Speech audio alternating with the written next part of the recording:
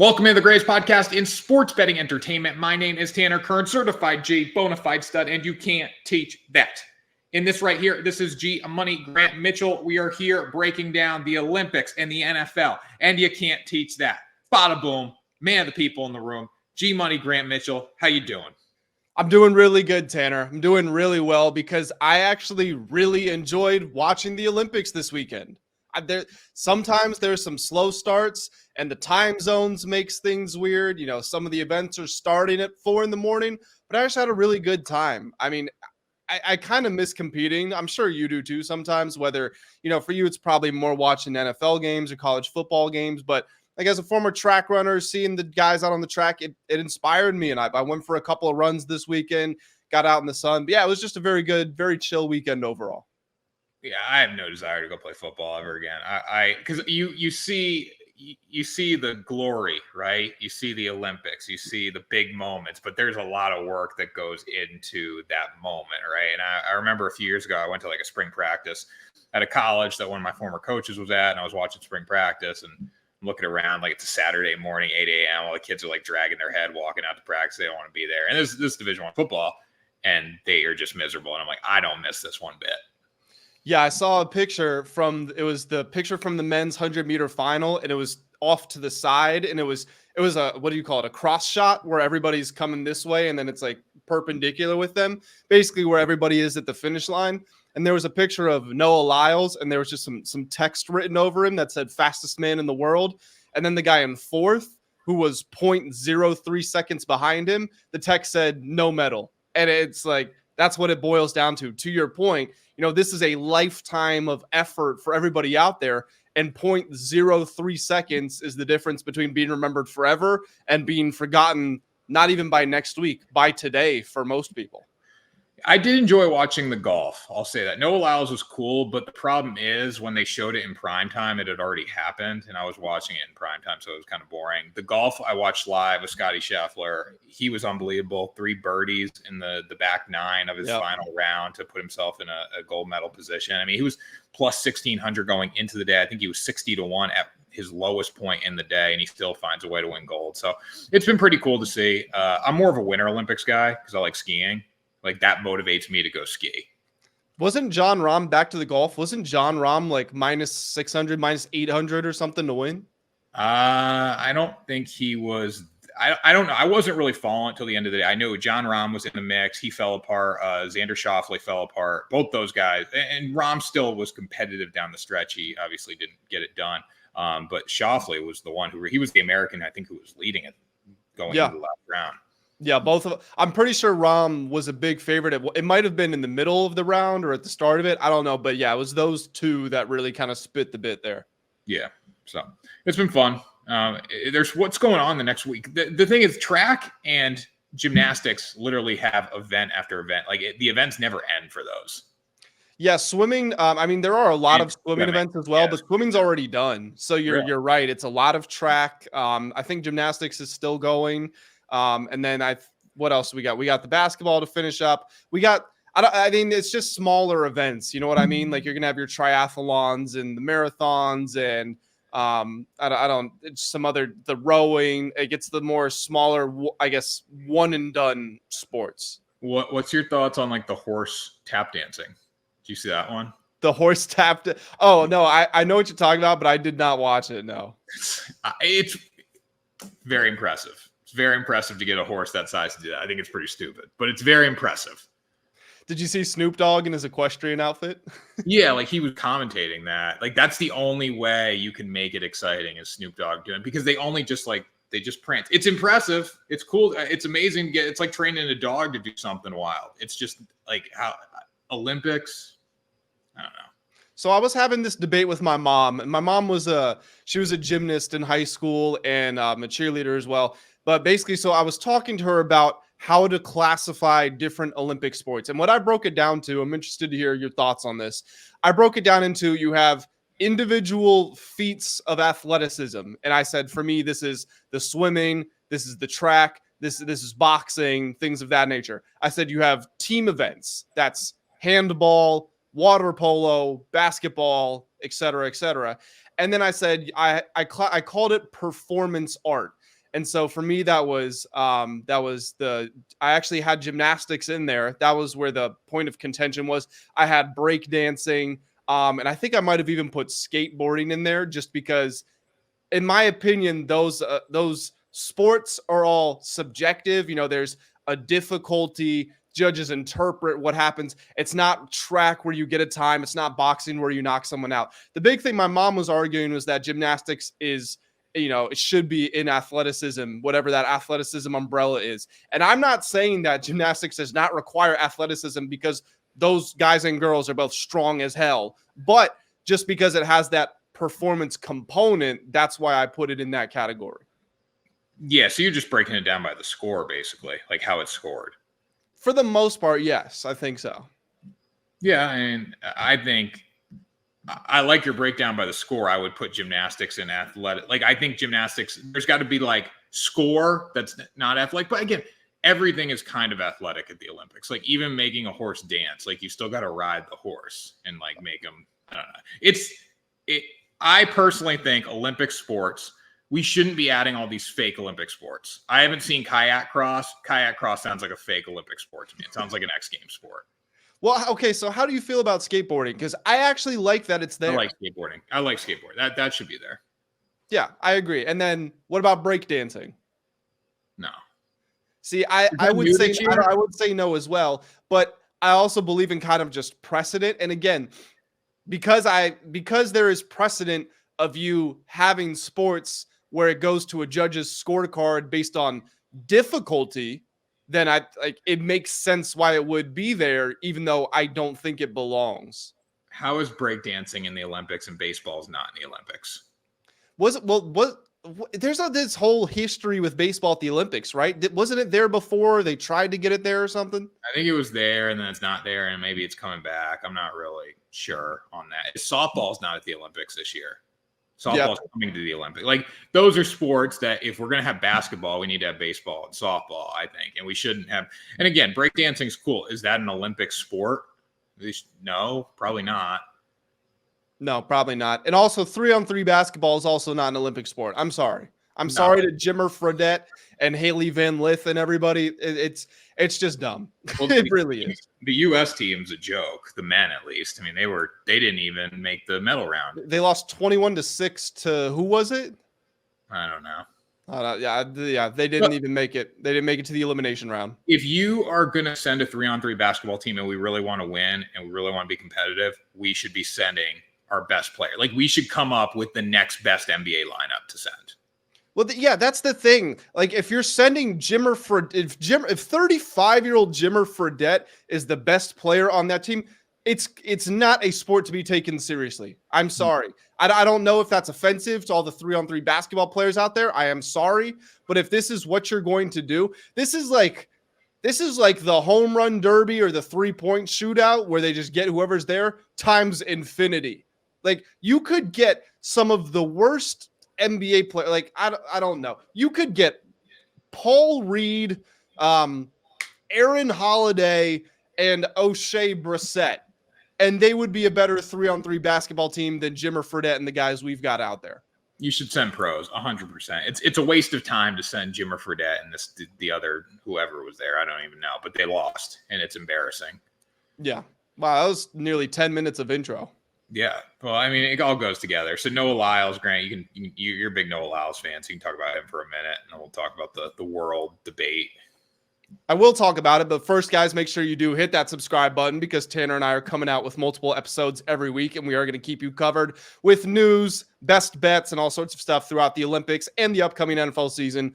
So make sure you do hit that subscribe button. So yes, in the 100-meter dash, the final on Sunday, Noah Lyles won with a time of 9.79. He actually tied because the guy in second also ran a 9.79, but Noah beat him by 5/1000ths of a second. Another American, Fred Curley, got third with a 9.81, less than 2/100ths of a second behind the first two place finishers. So, Tanner, first of all, I just want to talk about how interesting this was from a betting perspective.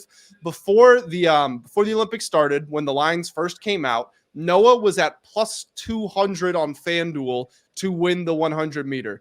I don't know how much you remember because we kind of glossed over it. But basically what I said was, I'm not saying Noah will win this 100, but for these odds, you have to bet him. Because in my opinion, I said it was 50-50 him versus the field. And if you're getting 2-1, that means it's 33-67 based on those odds. And that was such a huge difference. There's a ton of line movement before the Olympics. Noah goes all the way down to like minus 150, minus 160 or so. The first round happens. He gets second to this British guy named Louis Hinchcliffe. Noah's odds lengthen. He gets second again in his semifinal. Going into the final, he was back to like plus 140. The original favorite was down to minus 160, the Jamaican guy who got second. And then Noah does end up winning in the end. So he got second in the prelim, second in the semifinal, won the final. He just showed up when it mattered. And that leads us to just kind of the ultimate, full circle of life moment with him, because he had those comments a year ago where he said NBA players, NFL players win the Super Bowl, the finals. They say we're world champions. World champions of what? Well, he won the world championship and he won the gold medal at the Olympics. So as much smack as he's talked, he has backed it up. He said it again, too. He came out, I believe he said it again.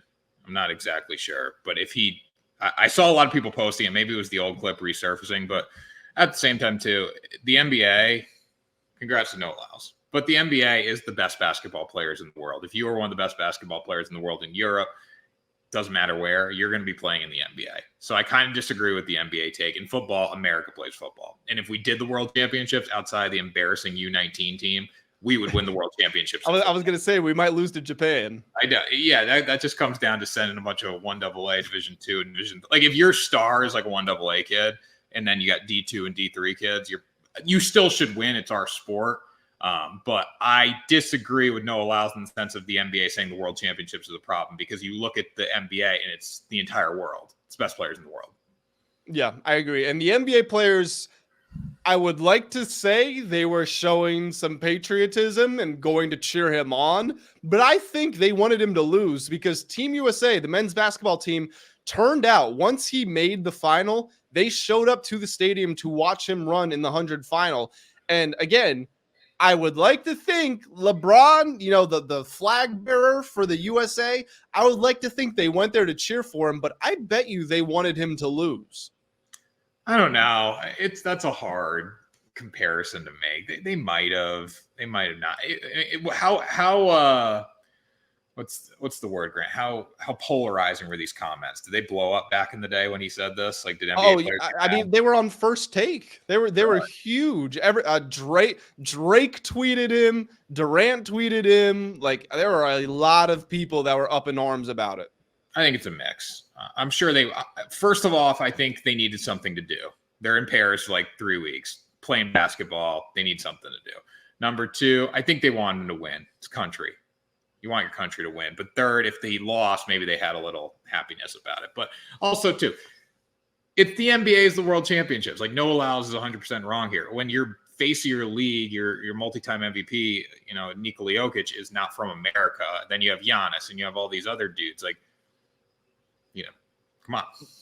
Yeah, I agree. By the way, I don't know if I've said this on the podcast before, but I actually raced against Noah Lyles pretty much every weekend when I was in high school. Currently, where I'm sitting right now, I'm about 5 minutes away from where he went to high school. He actually, again, I'm sorry if I've told this to you before. Don't know if I've said it on the show. He went to the school that was depicted in Remember the Titans, T.C. Williams High School. So that's pretty cool. But yeah, I saw Noah. We graduated the same year of high school. We're from basically the same area. We went to the same track meets. Like, I saw him every weekend pretty much growing up. And I got to say, this guy, this character that he plays, from what I've seen, and I'm not going to act like Noah and I are best friends. I've only talked to him like once or twice before, but just from seeing him around, I don't think he is this brazen, loudmouth shit talker that he comes off as. But at the same time, there are clips of him talking to Usain Bolt and everything. And basically, Bolt is saying, if you want to make track popular, you have to continue to show your personality, to make headlines and everything. And I think Noah heard that and he just took it like way too many levels, because pretty much every time he opens his mouth now is to talk trash about somebody. And I don't think that's who he is. But at the same time, like, he's been doing it for years now. So I still cheer for the guy. I still support him. But pretty much everybody I was talking to, all of my friends before that race, they were all saying, I want him to lose. He seems like a real douche. And I couldn't argue with them. Well, honestly, and Noah Lyles makes a lot of money.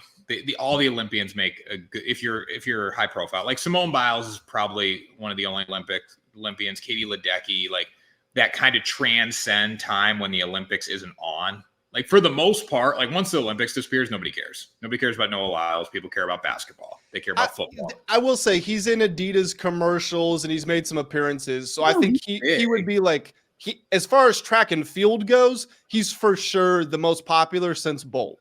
Oh, 100%. As far as track and field goes, but like, is a low-end football player more known in America than a high-end track and field guy? Probably. I would say before Sprint came out, there are actually a lot of people that watch Sprint, and I think that actually did a lot for him. But you know what I'm saying? Yeah, like, I do know. They're not relevant. Like most Olympians are not relevant once the Olympics ends. Yeah, for sure. I mean, like Cindy McLaughlin, our best 400-meter hurdler, the top 5 world records, like the 5 fastest world records, were all hers. And nobody cares about her until this 2-week stretch every 4 years. Well, even if you're looking at Olympians right now, like who is the only Olympian that you're like talking about outside of this? I would say it's Simone Biles, like outside this period consistently. I would say Simone, and I would expect Noah again because of Sprint, but that's still more of a newfound thing. Simone is like here, Noah's like there when you're talking about the two of them, how you're talking. I mean, the only reason I would say maybe not is because Noah is in like more TV commercials and stuff. Like I think you do see him more there. Probably depends what circle you're in. It probably does. Yeah. Like, I mean, I saw the USA gymnastics team was talking about what TikTok they were going to film after they won the medal or whatever. Like, I don't have TikTok. So, I mean, I'm guessing Simone has a TikTok. And if she does, she's probably freaking huge. She's probably got millions of followers. That's why too. And females it's easier to promote a female on social media. Like social media influencers who are females have more products they can promote and more ability to sell too. And then that blows them up too. Obviously, they're all great athletes, but the greatest of the athletes are the men on the gridiron, Grant. Football players. American sport. That is a great transition because football is the greatest sport in America. And it's a great sport in the world, honestly. And these men put their bodies on the line every single day. And we got some position battles to talk about here in the NFL at the quarterback position. First off, we got Justin Fields against Russell Wilson. I think when the Steelers signed Russell Wilson, everyone thought Russ was going to be the starting quarterback. And it seems like Justin Fields quietly making noise. And Justin Fields has never been a bad quarterback. He turns the ball over way too much. But the upside for Justin Fields, like Russ might be a little more consistent, but the Justin Fields upside is so much higher than Russ. And I think people are starting to see that. Yeah, I agree with that. I thought Justin Fields I'd never thought the Bears' struggles were a result of his ineptitude. He was placed in a bad situation, and yes, he didn't light the world on fire. He did not do what Joe Burrow did, where he went to a dumpster fire of a franchise and kind of put them on his back and turned them around. But I also don't think he played horribly. I agree with you. I think he showed a ton of potential. Do you remember those like 6 or 8 weeks where he was averaging 120 rushing yards per game? Like he was just unstoppable. The Bears had the number 1 rushing offense in the league. I get that when if you load up NFL.com and you go for the top passing offenses and you see the Bears in last, you're probably thinking Justin Fields is playing bad, but he made such huge contributions on the ground, and he's battled through injuries, and the coaching situation hasn't been good there. Like if the Bears had the team they have right now, let's just say the Bears trade the number 1 pick to Washington or New England, whoever, they give up on Caleb Williams and they keep Justin Fields, I would still pick them to win at least 10 games. I think Justin Fields is a good player. And just from all the comments we've heard, all the reports we've gotten, Russell Wilson does not seem like someone you want to have as a teammate. And it seems, with that in mind, considering Justin Fields is also 10 years younger, I would start Justin Fields. I would make him the guy. I don't think they're going to start Justin Fields. I think he's going to be the guy that comes in to save the day. But I do think, because I think if you didn't sign Russ to the amount of money you're giving Russ, and I believe it's a good chunk of money, you didn't sign him to that to be the backup quarterback. And I don't think Russ isn't a guy. I know he was a backup quarterback in Denver for a little bit, but he's not really a guy that you want to be your backup quarterback. I think he's a good team guy. I think money comes first for him. So I don't think he would be outspoken or anything, but he's just not a guy that you want sitting on your bench. So the Steelers are only paying Russ the league minimum, $1.2 million. So who's picking up that money though? Like did they pick up that? So Denver must be paying him his. I think Denver's still paying. Okay, gotcha. I don't think you can have Russ sitting on your bench to start. I think you have to start Russ initially because of what he's done.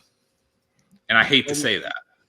And I'm also just looking up what they're paying Justin Fields because I believe he's still on his rookie deal. He's still on his rookie deal, right? Yep, still on that. Let's see here. $3.2 million. So you're paying what? $4.3 million for Russell Wilson and Justin Fields. Like, I understand neither one of them might end up being the long-term solution, but that will work for 1 year, and you next year as well. You can go put a ton of talent around whichever one of these guys you want to stick with. Well, it's not going to be. I mean, Russ is coming to the end of his career for sure. So if you're Mike Tomlin, like the Justin Fields signing was awesome because you can say, hey, Russ, go be the starting quarterback, play as well as you can play for how long? Let's let Justin Fields learn a little bit if he's going to learn anything. I mean, Russ is a Super Bowl quarterback. Let him learn, develop, and see what he can do in the coming years. So I don't think they're going to force Justin Fields out there right away. I think Justin Fields is a little broken from his time with Chicago, and I think he's going to be very good still. But you have to give the nod to Russell Wilson. I think they're going to do that. And they're going to work Justin Fields in a ton of packages, but it's got to be Russell Wilson taking the majority of the snaps to start. Yeah, I'm in the same boat as you. I think we see Russ start maybe the first 8 weeks of the season, and if it's not going well, we see the pivot to Justin Fields. Yeah. All right, Denver, we got Bo Nix, Jarrett Stidham, Zach Wilson. Seems like Zach Wilson's done. Seems like he's kind of consistent. I saw Broncos reporters saying that it's neck and neck between Stidham and Nix, and then like Wilson is just years behind the both of them. Yeah. Wilson has a beautiful fiance, though.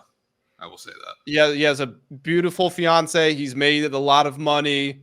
He has a very cool story to tell his kids. He's got some life experience, but I think it's over in the NFL. Probably. It's not a bad life, though, being Zach Wilson at all. It's not about, I mean, because he probably made $25 to $30 million, right? Let's look it up. Let's see how much he made with that. I mean, being a first-round quarterback, 4 years, $35 million with the New York Jets on July 29, 2021. It runs through the 2025 season, average annual value of $8.7 million, and it came with a $22 million signing bonus and $35 million guaranteed. So it was all guaranteed money. So he's fine. It's a good life to be Zach. I wouldn't want to play football if I was Zach Wilson. I'd call it a career. I'd go do like media or something, try to get on TV. I think somebody said that about McGregor when he started losing, right? They were like, it's easy to wake up in the streets of Ireland and want to fight. It's hard to wake up in satin sheets and want to get in the octagon. Yeah. And again, he's not an NFL quarterback. And that one throw that he had at his pro day, like got him $35 million. It made him the one throw. If you talk about like career highlights for Zach Wilson, like that is the moment that pops up in your mind. It was a great throw. It was a great throw. It was unbelievable. Unbelievable throw. Bo Nix versus Jarrett Stidham. My opinion here is Jarrett Stidham is not the quarterback of the future for the Denver Broncos. You are not going to be good with Bo Nix or Jarrett Stidham. So start Bo Nix. Normally I would say start Stidham to save the rookie's confidence, but Bo Nix he might be 25 already. He's 24 at the youngest, and he had more career starts and more career snaps than any player in college football history. So, I mean, he's experienced as they come. Like we talk about NBA teams drafting fourth-year seniors. This is like a sixth-year senior. So, yeah, put Bo Nix out there. He's 24. I mean, Jarrett Stidham's backed up some great quarterbacks, right? Did he back up Tom Brady? He backed up Brady. He backed up Mac Jones. He backed up Russ. And he backed up Garoppolo. Yes. So, he's not your quarterback of the future. Jarrett Stidham's a long-term backup in the NFL. He probably has a successful career as a backup. He's not going to be your starter. You're not going to be good either way. In my opinion, too, like if this was the Patriots and you had Jacoby Brissett waiting to start, like that's one thing. He's a veteran. He's been there. He's got some time. He knows his role. He's the transition guy to give it over to the young guy. Here, it's like Jarrett Stidham thinks he still has a chance to be a starter in the NFL. He doesn't. He's still young. He's still got to be like, what, 26, 27? Maybe he's even younger than Bo Nix. Bo Nix is 24. Jarrett Stidham's 27. Okay, I was way off then. But yeah, he's a backup, career backup. Good for him. It's funny looking at some of the quarterback misses high in the draft recently, like Zach Wilson making the $35 million. Like we got Zach Wilson, we got Josh Rosen, we got Sam Darnold. It's crazy. It's Trey Lance. Well, that's why, like, even a Caleb Williams, even a Jaden Daniels, even whatever the other 10 quarterbacks that were taking, Drake May, Michael Penix. Like, you can't sit here and tell me Caleb Williams is going to have a great quarterback career because it's so hard to be a quarterback in the NFL, and there are so many misses out there. And so I think historically it's about 50% of first round selections become legit, or just they have starting careers in the NFL. So right off the bat, not even saying Super Bowl All-Pro, just will you make it? It's about 50%. Yeah, will you be a starter? And then on top of that, what takes you to the next level? Like all these teams that we're going through are pretty much done. And Steelers have a chance because they're going to have a very good team. They're very well coached. The Denver Broncos are not going to win this year. And then the team we're talking about now, the Las Vegas Raiders. And I love the Raiders. I love what this team has done under Antonio Pierce. However, when your quarterback battle is between Aiden O'Connell and Gardner Minshew, you are never going to be in Super Bowl contention. And the fact that they're already calling Kermit the Frog, Patrick Mahomes training camp, like that happened a couple weeks ago, you should be embarrassed because your quarterback situation is Aiden O'Connell versus Gardner Minshew. I love Gardner Minshew. He is not a quarterback that's going to beat Patrick Mahomes or win a Super Bowl. If you got two quarterbacks, you don't have one quarterback. That's what they say. I agree here. Also, on the topic of Patrick Mahomes, did you see the NFL Top 100? Yeah, I saw the Aaron Rodgers was in it after 4 snaps. Dude, Patrick Mahomes was number 4. Who was number 1, 2, 3? I actually don't even, here. I'll pull it up. I know who number 1 is. Take a guess. I'll give you some help. It's the first ever time a receiver has been number 1. Tyreek. It was Tyreek. Okay, so I'm pulling it up now. This is the biggest joke of a list I've ever seen in my life. Tyreek, Lamar. Tyreek. Wait, are you reading it or you want me to read it? No, you read it. You read it. Okay. Number 1, Tyreek Hill. Disagree, whatever. Number 2, Lamar Jackson. Lamar Jackson is not better than Patrick Mahomes. Number 3, Christian McCaffrey. Again, I'm cool with McCaffrey at 3 if we got Mahomes at number 1. Number 5, Myles Garrett. Reigning Defensive Player of the Year, okay. Chris Jones, number 6. Trent Williams, number 7.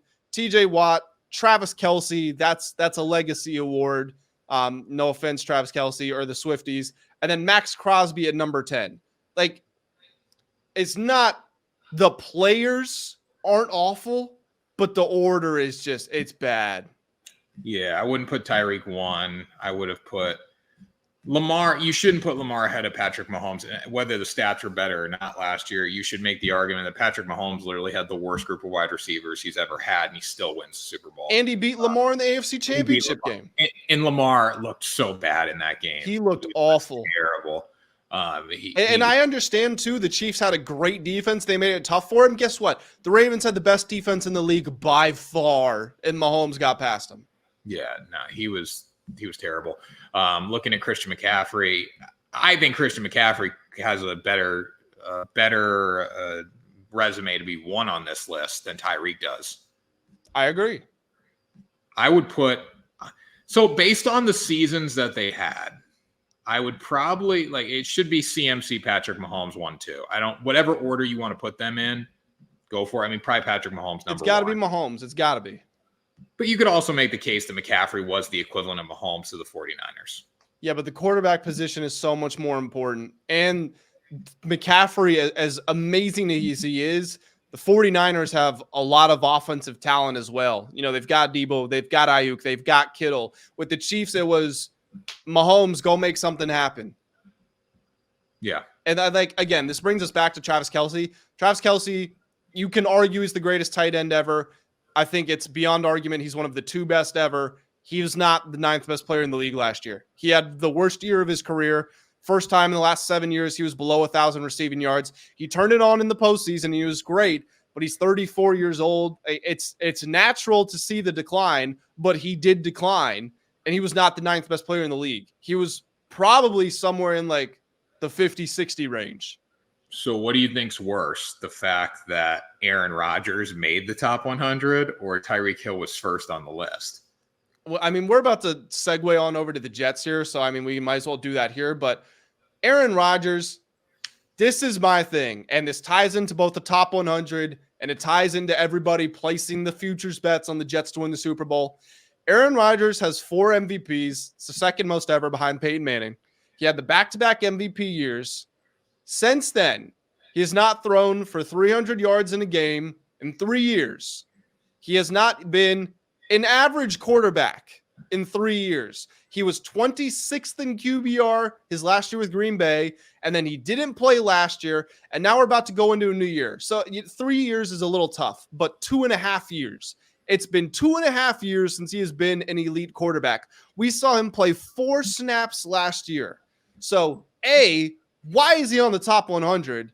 And B, why does everybody think a 40-year-old who spends his offseason doing exotic drugs in different continents can't show up to training camp, as 40 years old coming off a torn Achilles, why is he the piece to get the Jets over the edge? Which, by the way, the edge of a Super Bowl, they haven't even made the playoffs in the last few years. So why is he the piece to get them there? I don't know. I'm seeing, like, over the weekend, I've seen a lot of big bets on the New York Jets to win the Super Bowl, and I'm puzzled by it. I don't understand it. This team has not had a winning record since 2015, and I know they haven't had a great quarterback, but they've had 1 winning record since 2015, then 2010. So they've had 2 winning records since 2010. 2 winning records since 2010. You have Aaron Rodgers, who got injured last year. I think Aaron Rodgers is going to have an okay season, but we don't know what we're going to get out of him. The offense for the Jets should be good, but it's the Jets. Like, some teams are just like that. They're the Jets. In the division, you have to go through Josh Allen and Tua. I think if it was a cold weather game, the Jets do have an advantage over the Miami Dolphins if it came down to that.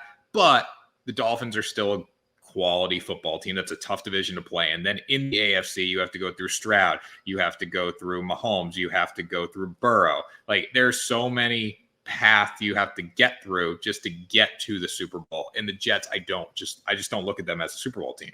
That is the biggest thing for me right there. Would you take the New York Jets to beat the Chiefs? No. Would you take them to beat the Baltimore Ravens? No. Would you take, if Joe Burrow is healthy and they met, let's just say somehow the AFC Championship game is the Jets versus the Bengals, you taking them to beat the Bengals? I'm not. What about the Texans? I'm not.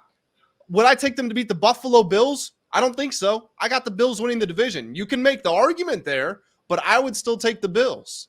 So I've got the Jets at like 6th or 7th. Not saying that's where they will finish as far as seed, but in my hierarchy, I've got them at like 6 or 7 in their own conference.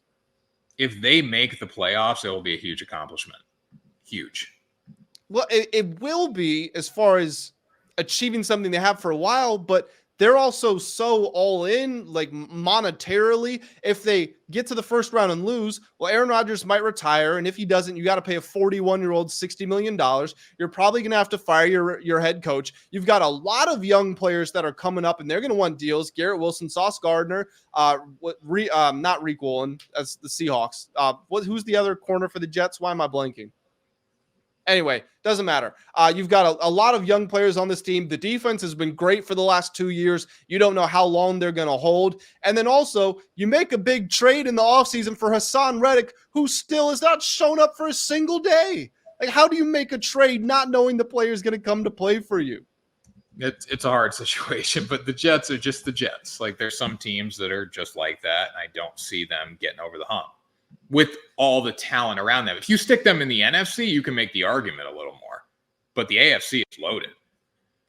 I agree. DJ Reed is the corner I was thinking of. I don't know why I blanked. But, yeah, I agree. Aaron Rodgers, I'm with you. I think he'll be average-ish. But, I mean, the Jets' offensive line is not good. They have a good player in Garrett Wilson. Breece Hall is solid.